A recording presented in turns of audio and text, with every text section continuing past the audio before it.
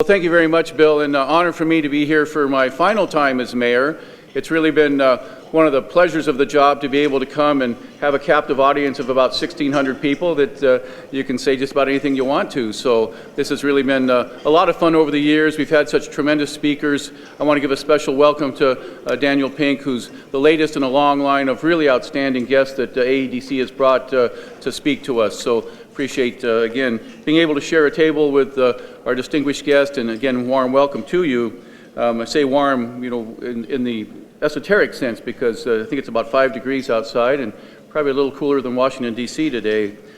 We're going to talk about the Centennial. It's not often that you get an opportunity as a mayor to be in office when your city turns 100 years old, and it really is a monumental thing for Anchorage, the growth that we've seen over 100 years, you know, really starting from tent city to where we are today, the 64th largest city in America, a city that various groups like Kiplinger and Forbes have called one of the top 10 cities in America. We're well on our way to the goal of the top city in America to live, work, and play by 2025, and so proud to have been a part of that effort.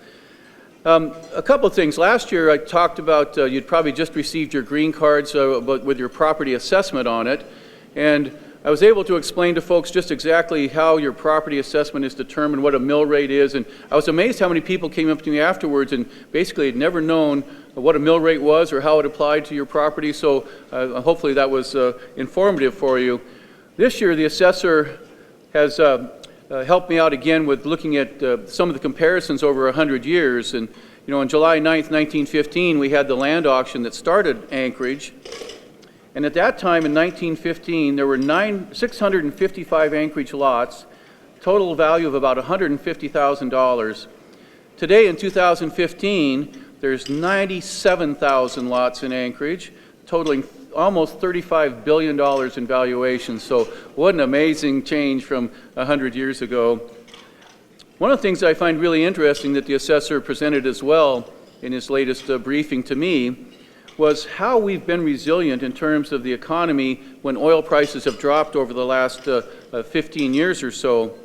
If you look at the comparisons of April of 2001, for example, when oil hit right around $21 a barrel, it went as low as $15 per barrel. You can see that the red line that goes above that jagged line kept going upwards. And then in December 2008, oil dropped to $26 a barrel. But again, as you see that red line, it did not dip at all. And you look at today, we're actually now below $56 a barrel. But again, that red line of property valuation has not dipped at all, which one of the things that reflects is the very resilient Anchorage economy that we have. Our home values, which are a great indicator of where your economy is at, your property values in general, have not declined despite the decline in the price of oil. So compared to what happened in the mid-1980s, this is a tremendous story for Anchorage. It just shows how diversified we are as an economy, and a dip in the price of oil, while it certainly affects the state government and their spending, is not a deal killer for Anchorage. So it's a testament to all of you in this room who work hard every day to make sure that we're a strong business community, working with your local government and making sure that, again, we can withstand drops in the price of oil. Well, we're here today to talk about the Centennial. I want to thank, first of all, those who have reached out and sponsored many of the Centennial events and have been some of our major official sponsors. You can see them up there: Visit Anchorage, AT&T, the Rasmussen Foundation, ConocoPhillips, the Odom Corporation, Alaska USA Credit Union, Alaska Airlines, who I have the privilege of sitting with Marilyn at the front table, BP Alaska, and some of the community partners as well, the Chamber, Downtown Partnership. You can read the list. So thanks to all of you for helping make the Centennial celebration what already has happened and what's going to happen over the next few months, which we'll talk about. The Rasmussen Foundation in particular donated a $500,000 grant so that it could help fund community events. So far, through the Humanities Forum, we've been managing these grants. 13 were awarded in the first cycle. In the second cycle, another 13 awarded. And so this allows many, many Centennial events to prosper, and you'll be hopefully participating in some of those over the next few months. One of the events that happened last summer was the Summer Solstice Concert, and this is a venue that had never really been used before, the hillside that looks down on the historic railroad depot. And this is what it looked like a couple hours before the Spin Doctors came and performed a free concert for the citizens of Anchorage. And then this is what it looked like afterwards, is the whole hillside filled with people and families, and yes, this guy in the front here that I think some of us know this guy. But so we'll have another Solstice concert coming up this summer, and it'll hopefully be as great a success. I know it will be. And you can see some of the folks that helped sponsor that event as well. Another event that was really important for Anchorage was, since we are one of the most, if not the most diverse city in America, we have, I think, 3 of the 4 most diverse high schools in the entire country, was to bring all those diverse communities together for the Bridge Builders Unity Gala.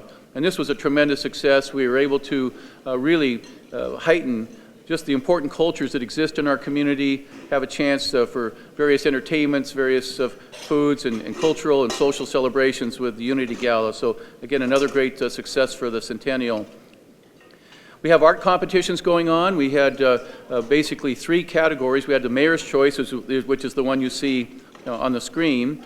We had a People's Choice that was voted on through Channel 2, KTUU. And then there was the Committee Choice, which they're deliberating over right now. So some of these will be available as posters for sale. Some might be used on street banners as we decorate this summer for the Centennial.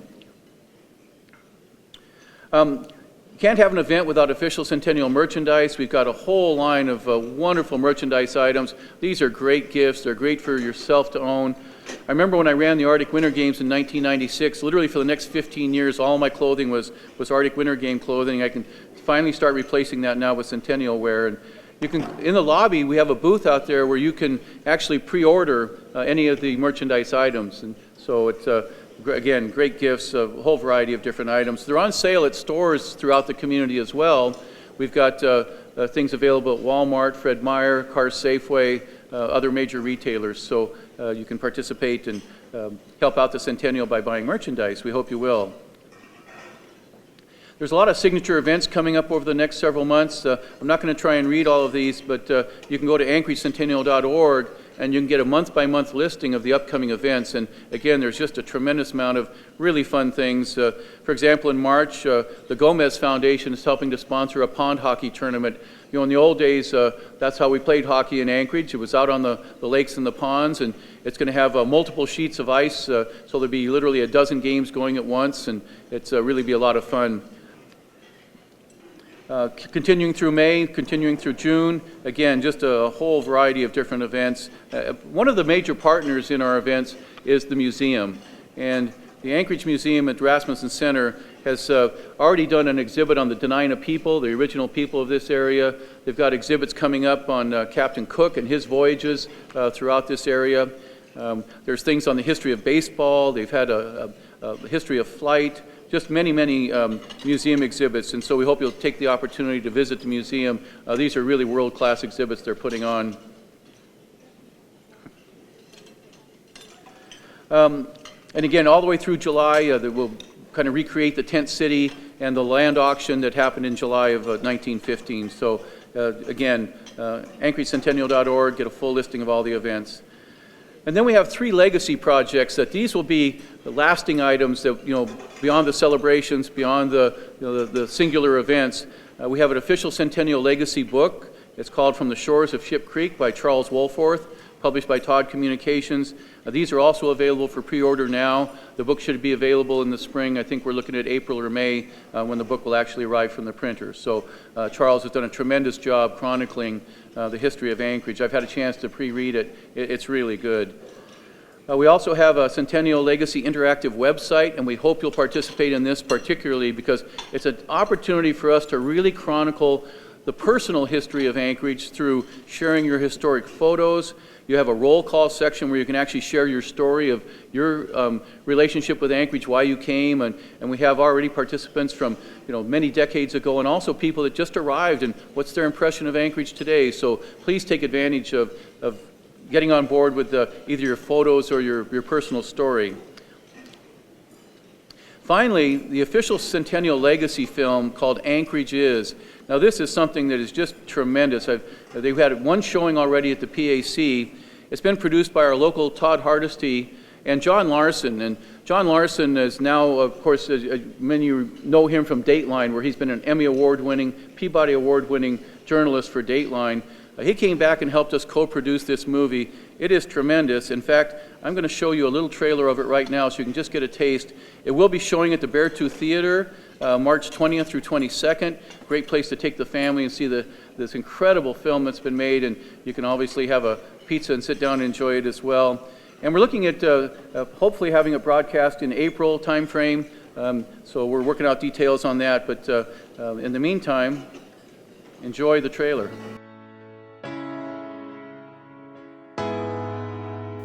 For me, Anchorage is the greatest place for opportunities in the entire world.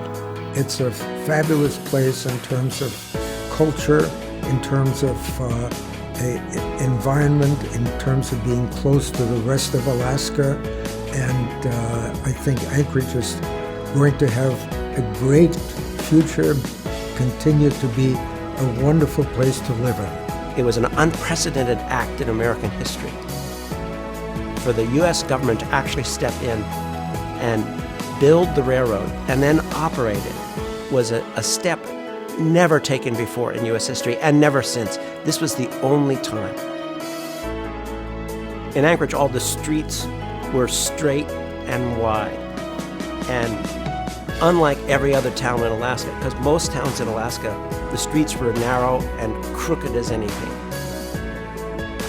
People really were wanting a different kind of city, a city that had a quality of life, and a place that they could really call home, not just for a season or for a couple of years to make some money and head out. I was born in 1925 in Anchorage, and it was a great place to live. It's a place I'll never leave because I love this place.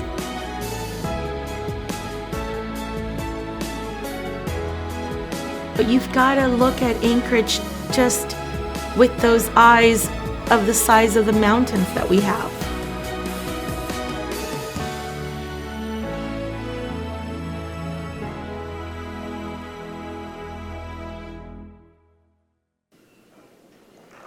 Yeah, thank you all very, very much. It's been a pleasure to serve as your mayor and to participate in this luncheon. Thank you very much.